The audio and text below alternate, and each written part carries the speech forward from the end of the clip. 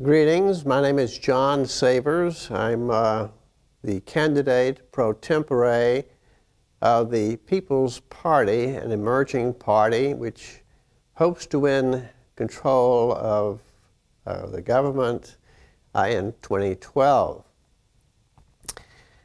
Now, one of the planks, the important planks of the party would be the direction of the U.S. Treasury and the Bureau of Mint to print currency, full legal tender currency, positive money, which would be injected into the economy by various means, such as the payment to government workers, military, Social Security, and so forth. Also by means of public works, infrastructure. There is foolishness in listening to politicians say there is not enough money to pay for new bridges, new highways, and so forth.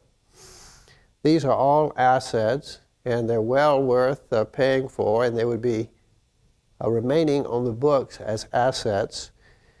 And in most cases, they would be assets of the national government. We think that this would allow a good deal of the problems of the past to vanish. If you listen to the Democrat or the Republican Party polls, or even the media, discuss the issue, they weep that there's really nothing to do. The Republicans almost imbecilically talk about restraint and so forth when you have an immense public debt, the interest of which is staggering to pay as it is. All that kind of waste in terms of public money going to pay a debt when you don't have to do that is just incredibly foolish. They pretend that's the only way, but that is not the only way. Their orientation is to the rich and powerful. The People's Party's orientation is to the people. As a matter of fact, one of the planks that I think would be very important to carry for the party is that no executive could earn more than 10 times the least paid employee of any company. Now, going back to the Treasury, the creation of the money, there is presently a problem with bonds, immense instruments of debt which the Federal Reserve System and the Democrat, Republican, Socialist International leadership has placed upon the back of Uncle Sam. But this is an illegitimate or fraudulent bondage, and I would say that the People's Party will get out of it. And one of the ways that this would be done is that there would be created by direction of the Secretary of Treasury a special dollar. This would not be the same as the currency of the nation, the full legal tender currency dollar, but this would be a special dollar which would be offered at a rate that seems just to the Treasury in terms of valuation to the holders of American bonds, U.S. Bonds and Notes. There would be a 6 months life to these special dollars.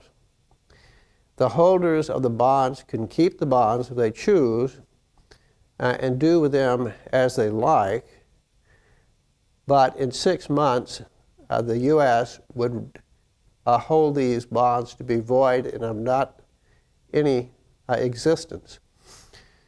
The special dollar bonds, the special dollar currency issued by the Treasury could be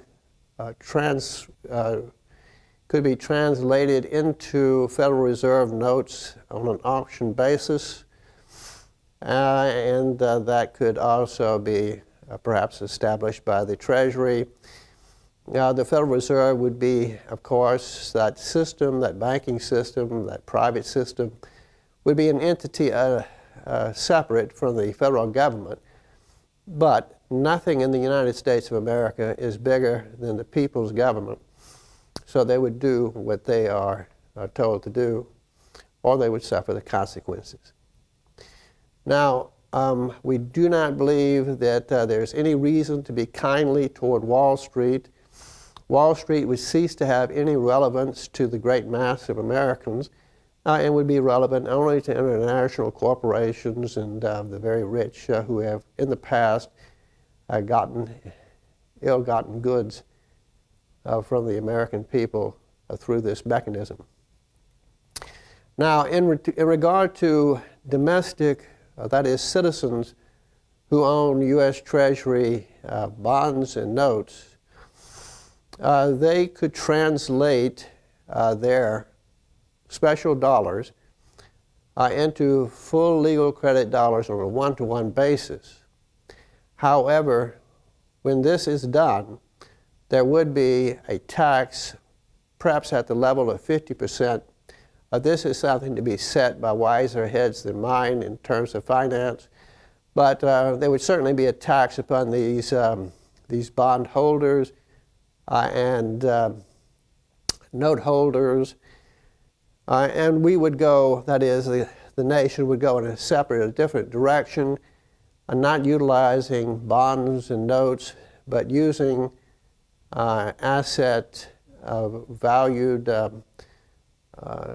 accounting to justify expenditures and also the necessary expenditures to pay laborers, because we would hearken unto the biblical notion that a laborer is worthy of his wage, and they should not be cheated or anything of the sort. Now, there would be created within the Treasury a body that is independent, partially independent.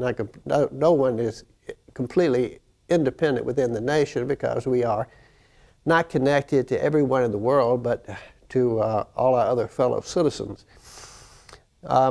This body within the Treasury would monitor the currency which is within the domestic economy.